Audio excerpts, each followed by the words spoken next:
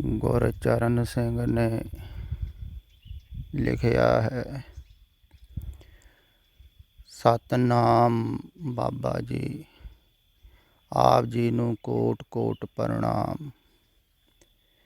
ਕਿ ਰੱਬ ਜੀ ਨੂੰ ਪਾਉਣ ਵਾਸਤੇ ਬਾਹਰਲੇ ਪਹਿਰਾਵੇ ਦਿਖਾਵੇ ਕਰਮਕਾਂਡ ਜ਼ਰੂਰੀ ਹਨ।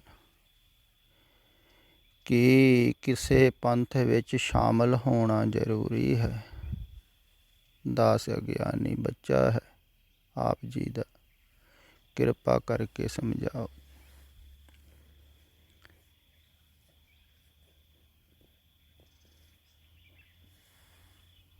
ਪਹਿਲਾ, ਬਾਹਰਲੇ ਪਹਿਰਾਵੇ ਦਿਖਾਵੇ ਅਤੇ ਕਰਮ ਕਾਂਡਾਂ ਨੂੰ ਸਮਝਣਾ ਕਰੋ ਕੀ ਹਨ ਇਹ। ਤੇ ਇਹਨਾਂ ਨੂੰ ਛੱਡਣ ਵਾਸਤੇ ਹਰ ਇੱਕ ਜਾਗਰਤ ਪੁਰਸ਼ ਨੇ ਕਿਹਾ ਹੈ, ਉਹ ਕਿਸੇ ਵੀ ਸਮੇਂ ਹੋਇਆ ਹੋਵੇ। ਉਹਦਾ ਕੀ ਕਾਰਨ ਹੈ ਉਹ ਵੀ ਤੁਹਾਨੂੰ ਸਮਝ ਵਿੱਚ ਆਵੇਗਾ।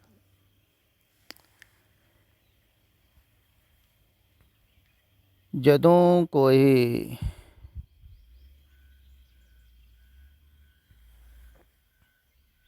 ਜਾਗਰਤ ਪੁਰਸ਼ ਹੋਇਆ ਹੈ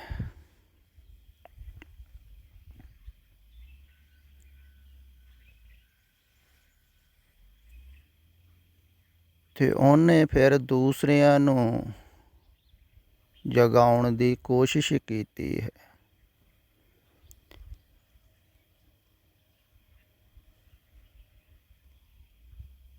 ਤੇ ਜਦੋਂ ਉਹ ਦੂਸਰਿਆਂ ਨੂੰ ਜਗਾਉਂਦਾ ਹੈ, ਉਠਾਉਂਦਾ ਹੈ, ਸਮਝਾਉਂਦਾ ਹੈ, ਬੁਝਾਉਂਦਾ ਹੈ, ਤੋਰਦਾ ਹੈ ਕਿਸੇ ਮਾਰਗ 'ਤੇ,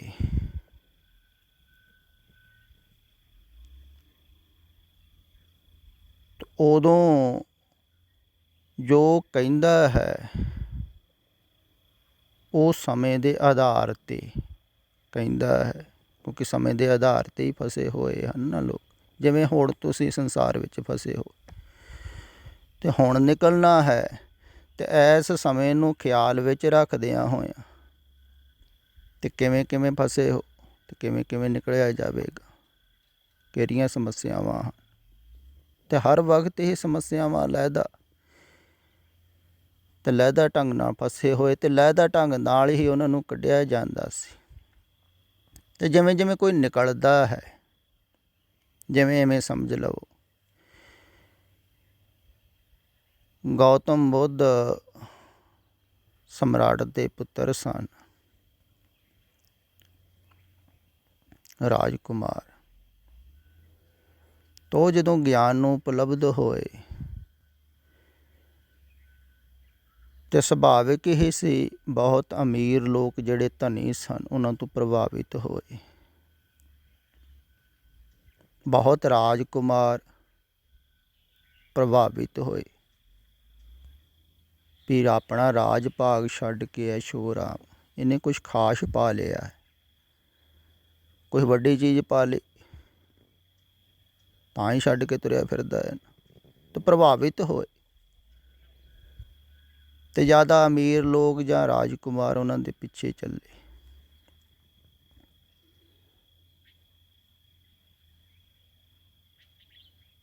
ਅਤੇ ਉਹ ਕਹਿੰਦੇ ਸਨ ਵੀ ਜਿਹਨੇ ਮੇਰੇ ਪਿੱਛੇ ਆਉਣਾ ਹੈ, ਚੱਲਣਾ ਹੈ ਮੇਰੇ ਨਾਲ, ਉਹ ਭਿਕਸ਼ਾ ਪਾਤਰ ਹੱਥ ਦੇ ਵਿੱਚ ਲੈ ਲਵੇ।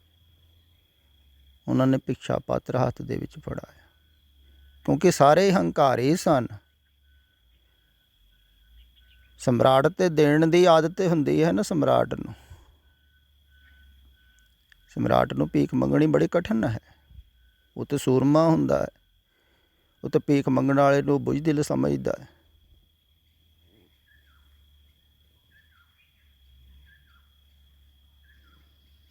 ਉਹ ਤਾਂ ਇਹ ਸਿਖਾਉਂਦਾ ਹੈ ਵੀ ਤੁਸੀਂ ਜੀਵਨ ਦੀ ਭੀਖ ਵੀ ਨਹੀਂ ਮੰਗਣੀ ਕਿਸੇ ਕੋਲ ਵੀ ਮੈਨੂੰ ਬਚਾ ਲਾ। ਦੂਸਰੀ ਭੀਖ ਦੀ ਤਾਂ ਗੱਲ ਵੱਖਰੀ ਹੈ, ਉਹ ਵੀ ਜੀਵਨ ਨੂੰ ਬਚਾਉਣ ਵਾਸਤੇ ਹੀ। ਅਤੇ ਸਾਰੇ ਹੰਕਾਰੀ ਸਨ ਉਹਨਾਂ ਦੇ ਪਿੱਛੇ ਆਉਣ ਵਾਲੇ।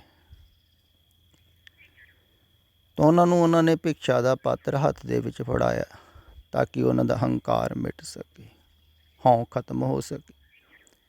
ਫਿਰ ਘਰ ਘਰ ਜਾ ਕੇ ਭੀਖ ਮੰਗਣੀ। ਫਿਰ ਲੋਕ ਦੁਤਕਾਰਦੇ ਸਨ, ਫਿਟਕਾਰਦੇ ਸਨ। ਬਹੁਤ ਕੁਛ ਹੁੰਦਾ ਹੋਵੇਗਾ, ਕਿਉਂਕਿ ਸਤਿਪੁਰਸ਼ਾਂ ਦੇ ਵਿਰੋਧੀ ਵੀ ਜ਼ਿਆਦਾ ਹੁੰਦੇ ਆ। ਤਾਂ ਉਹਨਾਂ ਦਾ ਹੰਕਾਰ ਚਕਨਾਚੂਰ ਕਰਨ ਵਾਸਤੇ ਉਹਨਾਂ ਨੇ ਇਹ ਦੀਕਸ਼ਾ ਦਿੱਤੀ।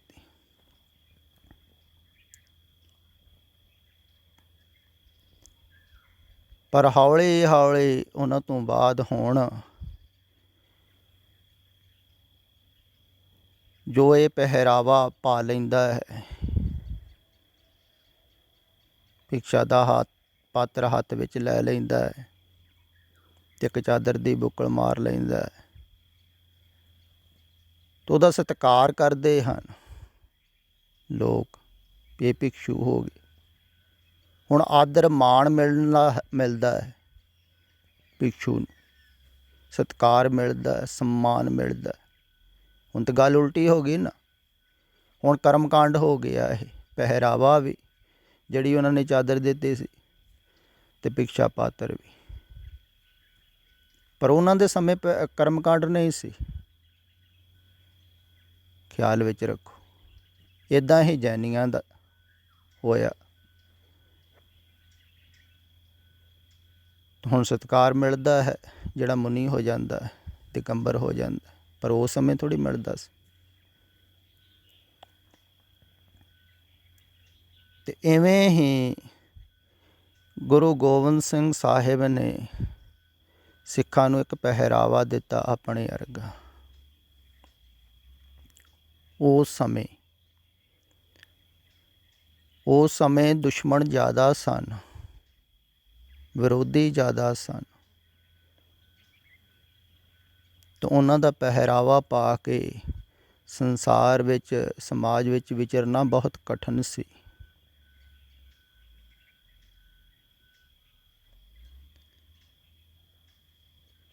ਫਿਰ ਉਹ ਸਮੇਂ ਦੇ ਆਧਾਰ 'ਤੇ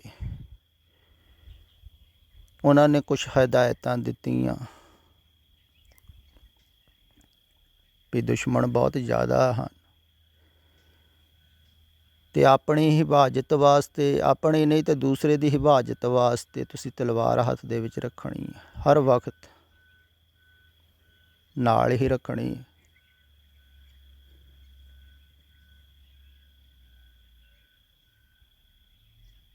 ਅਤੇ ਉਸ ਸਮੇਂ ਲੋਕ ਧੋਤੀਆਂ ਵਗੈਰਾ ਜ਼ਿਆਦਾ ਬੰਨ੍ਹਦੇ ਹੋਣਗੇ। ਤਾਂ ਉਹਨਾਂ ਨੇ ਕਿਹਾ ਆਪਣੇ ਸਿੱਖਾਂ ਨੂੰ ਸੀਤਾ ਹੋਇਆ ਕੱਪੜਾ ਪਾਉਣਾ ਹੈ ਤੇੜ, ਤਾਂ ਕਿ ਖੁੱਲ੍ਹੇ ਨਾ ਛੇਤੀ, ਕਿਉਂਕਿ ਘੋੜੇ ਦੀ ਸਵਾਰੀ ਕਰਨੀ ਹੈ ਅਤੇ ਧੋਤੀ ਨੂੰ ਸੰਭਾਲਣਾ ਵੀ ਔਖਾ ਹੈ। ਅਤੇ ਉਸ ਸਮੇਂ ਲੋਕ ਕੇਸ 'ਤੇ ਰੱਖਦੇ ਹੀ ਸਨ, ਹਿੰਦੂ ਵੀ ਰੱਖਦੇ ਸਨ, ਸਿੱਖ ਵੀ ਰੱਖਦੇ ਹੀ ਸਨ। ਵਾਲ ਪੱਗਾਂ ਬੰਨ੍ਹਦੇ ਸਨ ਹਿੰਦੂ, ਮੁਸਲਮਾਨ ਵੀ, ਪਰ ਕੰਘਾ ਘੱਟ ਕਰਦੇ ਹੋਣਗੇ। ਅਤੇ ਆਪਣੇ ਸਿੱਖਾਂ ਨੂੰ ਹਦਾਇਤ ਕੀਤੀ ਵੀ ਕੰਘਾ ਕਰਿਆ ਕਰੋ, ਕੰਘਾ ਵਿੱਚ ਹੀ ਰੱਖ ਲਓ ਸਿੱਖ ਵਾਲਾਂ ਦੇ, ਅਤੇ ਸਾਫ਼ ਰੱਖਿਆ ਕਰੋ ਵੀ ਆਲਸ ਘੱਟ ਪੈਂਦੀ ਹੈ, ਥੋੜ੍ਹਾ ਚੁਸਤ ਰਹਿੰਦਾ ਹੈ ਆਦਮੀ, ਸਾਫ਼ ਸੁਥਰਾ ਹੋਵੇ। ਤਾਂ ਉਹਨਾਂ ਨੇ ਉਸ ਸਮੇਂ ਦੇ ਆਧਾਰ 'ਤੇ ਹਦਾਇਤਾਂ ਕੀਤੀਆਂ ਵੀ ਇਹ ਤਿੰਨੇ ਚੀਜ਼ਾਂ ਨੂੰ ਕੋਲ ਰੱਖੋ। ਪਰ ਉਹਨਾਂ ਤੋਂ ਬਾਅਦ ਫਿਰ ਜਿਹਨੂੰ ਸਿੱਖ ਇਕੱਤਰ ਹੋਏ ਦਿੱਲੀ ਵਿਖੇ, ਤਾਂ ਉਹਨਾਂ ਨੇ 2 ਕਕਾਰ ਹੋਰ ਜੋੜ ਲਏ, ਕੇਸ ਅਤੇ ਕੜਾ। ਉਹਨਾਂ ਨੇ ਸੋਚਿਆ 5 ਪਿਆਰੇ ਹਨ ਅਤੇ 5 ਹੀ ਕਕਾਰ ਰੱਖੋ, ਗਿਣਤੀ ਪੂਰੀ ਕਰਨ ਵਾਸਤੇ। ਹੁਣ ਕੇਸ ਕੋਈ ਕਕਾਰ ਥੋੜ੍ਹੀ ਹੈ, ਕੇਸ ਤੇ ਸਰੀਰ ਦੇ ਨਾਲ ਹੀ ਹੁੰਦੇ ਹਨ। ਉਦੋਂ ਹਿੱਸਾ ਨਹੀਂ ਸਨ ਅਤੇ ਕੜਾ ਜੋੜ ਲਿਆ, ਗਿਣਤੀ ਕਰਕੇ ਗਿਣਤੀ ਪੂਰੀ ਕਰਤੀ, 5 ਬਾਣੀਆਂ ਕਰਤੀ।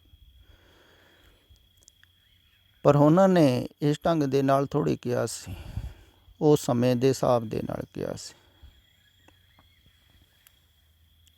ਅਤੇ ਉਹ ਸਮੇਂ ਜਦੋਂ ਉਹਨਾਂ ਦਾ ਪਹਿਰਾਵਾ ਪਾ ਕੇ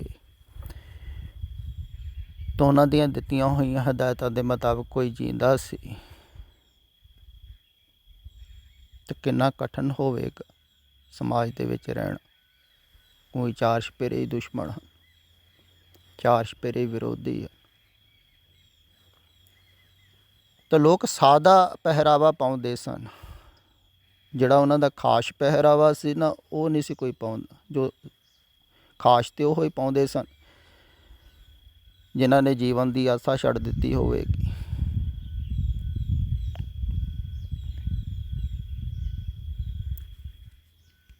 ਮਰਨਾ ਕਬੂਲ ਲਿਆ ਹੋਵੇਗਾ।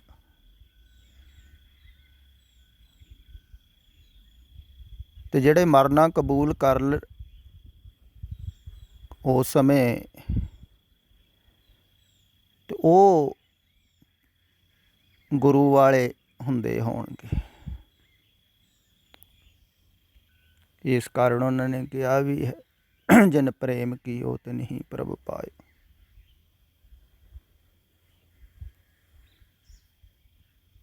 ਤੇ ਜਿਹੜਾ ਮਰਨ ਨੂੰ ਤਿਆਰ ਹੋ ਗਿਆ ਸੀ, ਜਿਹੜਾ ਮਿਟਣ ਨੂੰ ਤਿਆਰ ਹੋ ਗਿਆ ਸੀ, ਉਹਨਾਂ ਨੇ ਉਹਨਾਂ ਦਾ ਪਹਿਰਾਵਾ ਸਵੀਕਾਰ ਕੀਤਾ ਹੋਵੇਗਾ, ਉਹਨਾਂ ਦੀਆਂ ਹਦਾਇਤਾਂ ਸਵੀਕਾਰ ਕੀਤੀਆਂ ਹੋਣਗੀਆਂ। ਤੇ ਜਿਹੜਾ ਮਰਨ ਨੂੰ ਤਿਆਰ ਹੈ, ਉਹਦਾ ਮੋਹ ਖਤਮ ਹੋ ਜਾਂਦਾ ਸੰਸਾਰ ਵੱਲੋਂ। ਸੰਸਾਰ 'ਚ ਜੀਣ ਵਾਸਤੇ ਹੀ ਮੋਹ ਹੁੰਦਾ ਹੈ ਨਾ, ਮਰਨ ਵਾਸਤੇ ਥੋੜ੍ਹੀ। ਹੁਣ ਤਾਂ ਜਿਹੜਾ ਗੁਰੂ ਪਿੱਛੇ ਮਿਟਣ ਨੂੰ ਤਿਆਰ ਹੋ ਗਿਆ, ਮਰਨ ਨੂੰ ਤਿਆਰ ਹੋ ਗਿਆ, ਤਾਂ ਉਹਦਾ ਤਾਂ ਮੋਹ ਖਤਮ ਹੋ ਹੀ ਗਿਆ ਨਾ, ਤਾਂ ਹੀ ਤਿਆਰ ਹੋਇਆ। ਜੇ ਮਾੜਾ ਮੋਟਾ ਵੀ ਮੋਹ ਹੋਇਆ ਤਾਂ ਅਗਲਾ ਛੱਡ ਕੇ ਚਲੇ ਜਾਂਦਾ। ਹੁਣ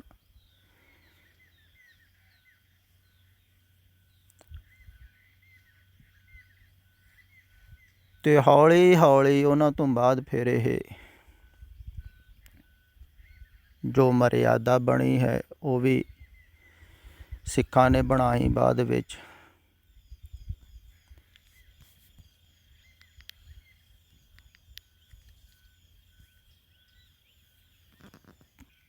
ਪਰ ਹੁਣ ਪਹਿਰਾਵਾ ਪਾਇਆ ਜਾ ਰਿਹਾ ਹੈ ਦਿਖਾਵੇ ਵਾਸਤੇ।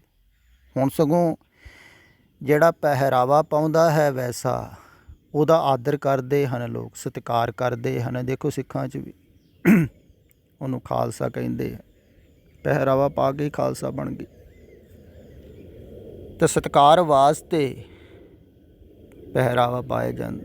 ਹੁਣ ਤਾਂ ਗੱਲ ਉਲਟੀ ਹੋ ਗਈ ਨਾ, ਆਦਰ ਮਾਣ ਮਿਲਦਾ, ਲੋਕ ਸਤਿਕਾਰ ਕਰਦੇ ਆ।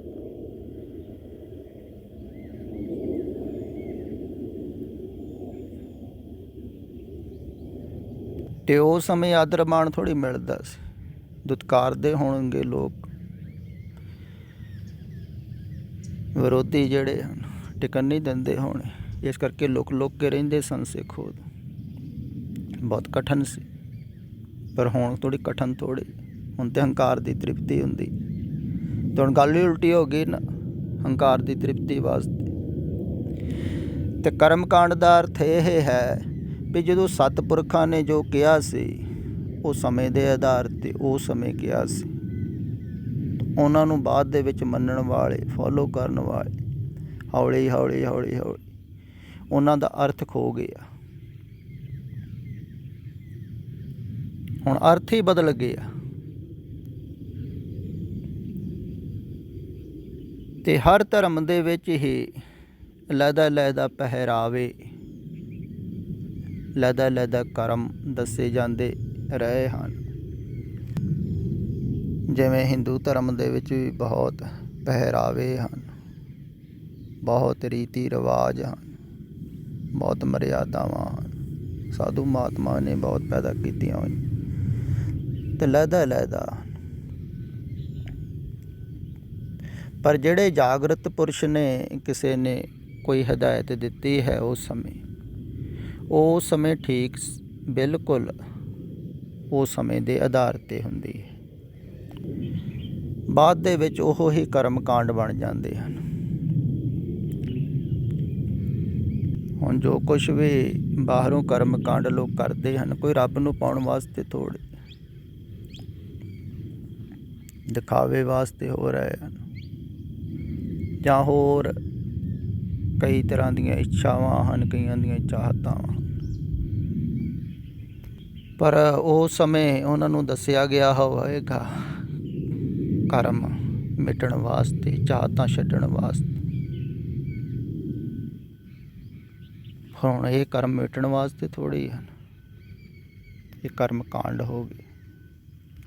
ਇਸ ਕਾਰਨ ਕਰਮ ਕਾਂਡ ਛੱਡਣ ਵਾਸਤੇ ਕਿਹਾ ਜਾਂਦਾ ਹੈ। ਹਰ ਤਰ੍ਹਾਂ ਦਾ ਪਹਿਰਾਵੇ ਛੱਡਣ ਵਾਸਤੇ ਕਿਹਾ ਜਾਂਦਾ ਹੈ।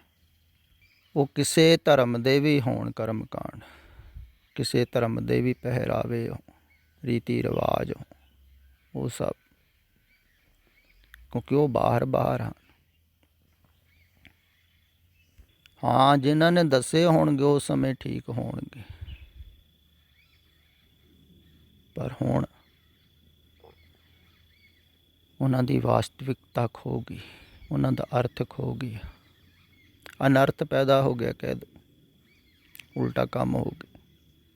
ਜਿਵੇਂ ਮੈਂ ਕਿਹਾ ਨਾ ਵੀ ਹੁਣ ਭਿਕਸ਼ੂ ਦਾ ਸਤਿਕਾਰ ਹੁੰਦਾ, ਉਲਟਾ ਕੰਮ ਹੋ ਗਿਆ, ਅਹੰਕਾਰ ਦੀ ਤ੍ਰਿਪਤੀ ਹੁੰਦੀ। ਇੱਦਾਂ ਹੀ ਸਿੱਖ ਜਗਤ ਦੇ ਵਿੱਚ, ਇੱਦਾਂ ਹੀ ਹੋਰ ਧਾਰਮਿਕ ਰੌਤ ਰੀਤੀਆਂ ਦੇ ਵਿੱਚ ਇਹੋ ਕੰਮ ਹੋ ਰਿਹਾ।